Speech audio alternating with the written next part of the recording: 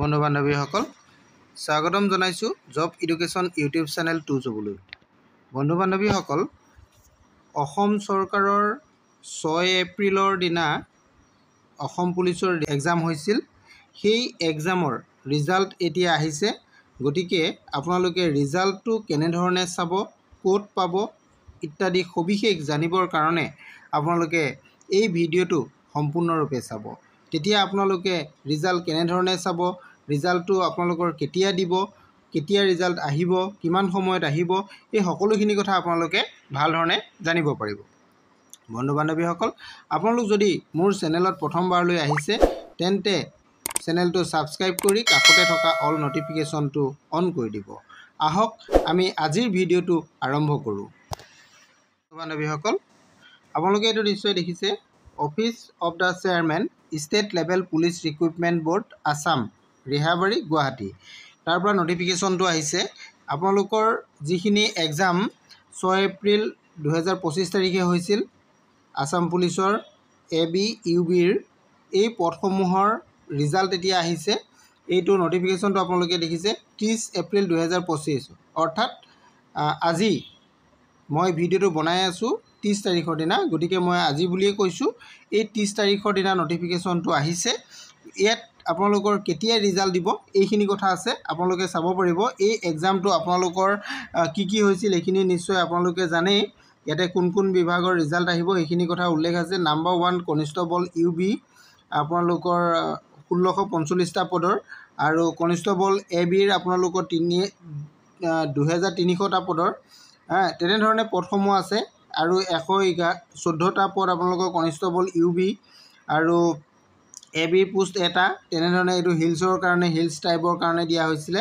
আৰু ঠিক তেনেধৰণে আছে 58টা পদ, এইটো বুটমেনৰ কাৰণে আছিলে। আৰু 654টা আছে ড্ৰাইভাৰ পদৰ কাৰণে। আৰু 204টা কনিষ্টবল আছে পুলিচ, এইটো কমিউনিকেশ্যনৰ কাৰণে দিয়া হৈছিলে।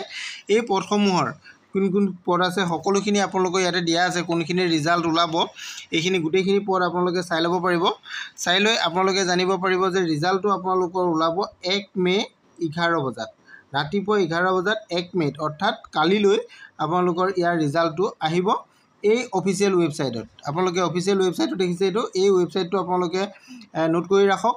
এই ৱেবছাইটতে আপোনালোকৰ ৰিজাল্ট ওলাব। আৰু ইয়াৰ কাৰণে আপোনালোকৰ ভাইভাও হ'ব।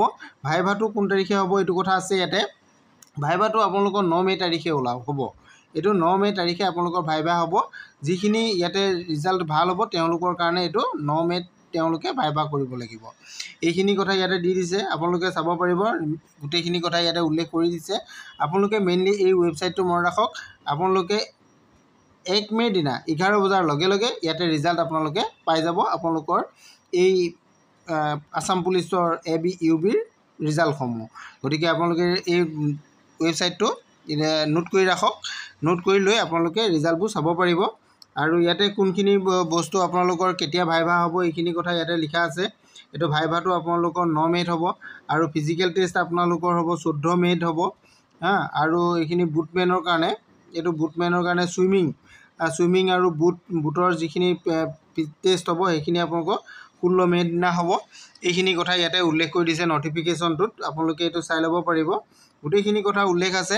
ইয়াৰ কাৰণে আপোনালোকৰ অনলাইনত যেতিয়া ৰিজাল্টটো চাব, ৰিজাল্ট চাবৰ কাৰণে আপোনালোকৰ কি লাগিব, এপ্লিকেশ্যন নাম্বাৰ, যিটো আপোনালোকে এপ্লিকেশ্যন কৰিছিলে, এপ্লিকেশ্যন নাম্বাৰ, নেম আৰু ডেট অফ বাৰ্থ, এই 3টা বস্তু আপোনালোকৰ লাগিব। এই 3টা বস্তু দিয়াৰ পিছতে আপোনালোকৰ ৰিজাল্টটো আপোনালোকৰ বাহিৰ হ'ব। আপোনালোকে ৰিজাল্টটো চাই ল'ব পাৰিব। আৰু যদি কিবা টেকনিকেল প্ৰব্লেম থাকে তেনেহ'লে আপোনালোকে এইটো এটা নাম্বাৰ আছে। এই নাম্বাৰত আপোনালোকে 10 বজাৰ পৰা 5 বজাৰ ভিতৰত, ৰাতিপুৱা 10 বজাৰ পৰা বিয়লি 5 বজাৰ ভিতৰত আপোনালোকে ইয়াতে কণ্টেক্ট কৰি ল'ব পাৰিব। এইখিনি কথা আমাৰ অফিচিয়েল ৱেবছাইটত আপোনালোকৰ এই নটিফিকেশ্যনটো আহিছে। ইয়াৰ পৰা আপোনালোকে সকলোখিনি কথা জানিলেই। আৰু কিবা যদি আৰু জানিবলগীয়া থাকে, ৰিজাল্টৰ অসুবিধা হয়, তেনেহ'লে আপোনালোকে ইয়াতে ট'ল ফ্ৰী নাম্বাৰ দিছে। এই ট'ল ফ্ৰী নাম্বাৰত আপোনালোকে কণ্টেক্ট কৰি ল'ব পাৰিব। আৰু যদি কিবা সবিশেষ জানিবলগীয়া থাকে আপোনালোকে মোৰ ভিডিঅ' শেষত কমেণ্ট কৰিব। মই যদি পাৰোঁ আপোনালোকক সহায় কৰিবলৈ চেষ্টা কৰিম। আজিলৈ ইমানেই। Thank U.